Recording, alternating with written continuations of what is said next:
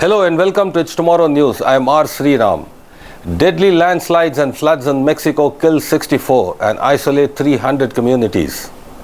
When a river that winds through the mountains of central Mexico suddenly turned into a crashing wall of water this week, it practically wiped the 400-person village of Chapula off the map. Residents only had time to shout, warning neighbors living along the river banks and desperately seek shelter from the deadly flooding and landslides that have cut off 300 towns in central and eastern Mexico from the outside world. Thousands of soldiers and workers scrambled on Tuesday to rescue civilians and unblock roads. There is nothing left. It wiped out houses, it wiped out the bridge, it wiped out everything. The only thing left standing was the church and the warehouse where we were seeking refuge, said a 21-year-old resident who was part of a group of elderly women and children who stumbled off a rescue helicopter on Tuesday. The government confirmed that at least 64 people have died due to torrential rains.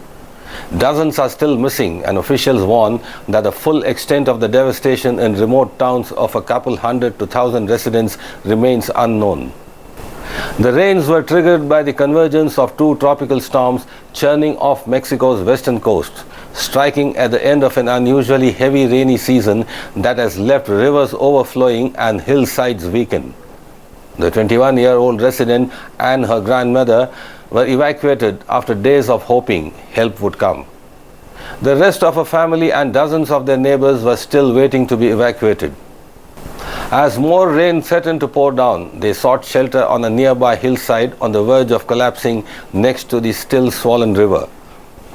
Thousands of military and civilian personnel were working tirelessly on those efforts on Tuesday, but in Chapula, residents decided to organize on their own. According to the young resident, they called their relatives in the United States, and it was them who made arrangements to get them out of there little by little.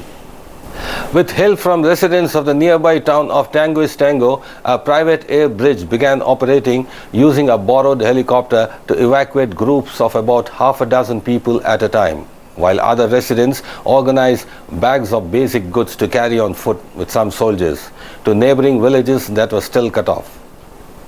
That's all for now. For more weather news updates, stay tuned with us on It's Tomorrow News. For more global weather updates like this, subscribe to our channel and hit the bell icon for regular updates. Thank you.